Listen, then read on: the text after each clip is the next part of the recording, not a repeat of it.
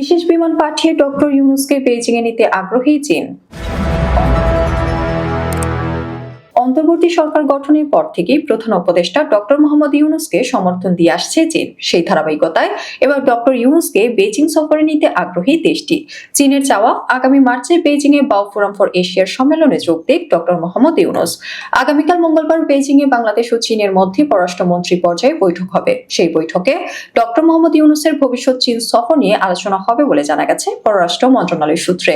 মন্ত্রণালয়ের একটি সূত্র জানায়, আগামী ২৭ ও ২৮ মার্চ বেইজিংয়ে অনুষ্ঠেয় বাও ফোরাম ফর এশিয়ার সম্মেলনে যোগ দিতে ইতোমধ্যে প্রধান উপদেষ্টাকে আমন্ত্রণ জানিয়েছে চীন। দুই দেশের সম্পর্কের ৫০ বছর পূর্তিতে বহুপাক্ষিক ফোরামে ডক্টর ইউনূস যোগ দেবেন ধারণা চীনের। ঢাকার সংশ্লিষ্টরা মনে করছে, যদি বহুপাক্ষিক ফোরামে যোগ দিতে মার্চে প্রধান উপদেষ্টা বেইজিং সফর করেন, সেক্ষেত্রে একসঙ্গে দ্বিপক্ষীয় সফর সেরে ফেলার সুযোগ রয়েছে।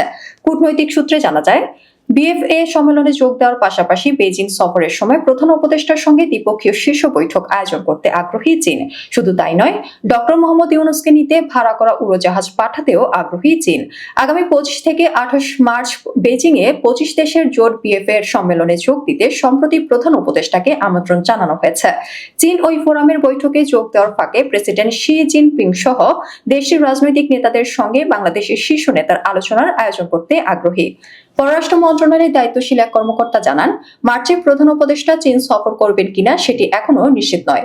পররাষ্ট্র উপদেষ্টার বেইজিং সফরে প্রধান উপদেষ্টার বেইজিং সফর নিয়ে আলোচনা হবে। তবে ২৬ মার্চ বাংলাদেশের স্বাধীনতা ও জাতীয় দিবসের কারণে রাষ্ট্রীয় অনুষ্ঠানের আয়োজন কিংবা এত কম সময়ে বহুপাক্ষিক ও দ্বিপক্ষীয় সফরের প্রস্তুতি সম্ভব হবে কিনা সেটা নিয়েও ঢাকা সন্দিহান। এক্ষেত্রে এখনই বলা যাবে না সফরটি হবে কি হবে না। এদিকে ৩ দিনের সফরে আজ সোমবার চীন সফরে গেছেন পররাষ্ট্র উপদেষ্টা তৌহিদ হোসেন। উপদেষ্টা আগামী ২৪ জানুয়ারি দেশে ফেরার কথা রয়েছে। সেখানে ঢাকা বেইজিং সম্পর্কে সুবর্ণ জয়ন্তীতে সহযোগিতা কিভাবে এগোবে তা গুরুত্ব পাবে। দুই দেশের সহযোগিতার ক্ষেত্রে সামনের দিনগুলোতে স্বাস্থ্য খাত গুরুত্ব পেতে পারে। বিশেষ করে বাংলাদেশে প্রথমবারের মতো চীনের সহায়তায় মৈত্রী হাসপাতাল স্থাপন, বাংলাদেশের রোগীদের জন্য কুনমিং সহ একাধিক প্রদেশে বাংলাদেশের রোগীদের জন্য স্বল্প মূল্যে চিকিৎসা সেবা নিশ্চিত করা এবং ঢাকায় আহত ব্যক্তিদের সেবা ও পুনর্বাসনের বিশেষ প্রকল্পের বিষয়ে একাধিক সমঝোতা স্মারকের বিষয়ে আলোচনা হতে পারে। সংশ্লিষ্ট সূত্রগুলো জানিয়েছে, আগামীকাল বেইজিংয়ে পররাষ্ট্রমন্ত্রী পর্যায়ে বৈঠকে সহযোগিতার ক্ষেত্রে স্বাস্থ্য খাতকে গুরুত্ব দেওয়ার বিষয়টি আলোচনা হওয়ার কথা রয়েছে।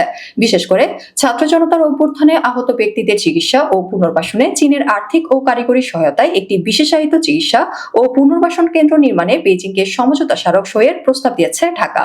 রাজধানীর পূর্বাঞ্চলে চীনের অর্থায়নে প্রথম মৈত্রী হাসপাতাল নির্মাণে বাংলাদেশ দ্রুত সমঝোতা স্মারক সই করতে আগ্রহী।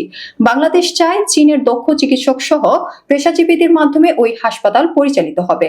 এর পাশাপাশি বাংলাদেশের রোগীদের চিকিৎসা সেবা নিশ্চিত করতে কুনমিং এবং আশেপাশের এলাকার উন্নত মানের হাসপাতালে নির্দিষ্ট করে দিতে চীনের সহযোগিতা চায় বাংলাদেশ।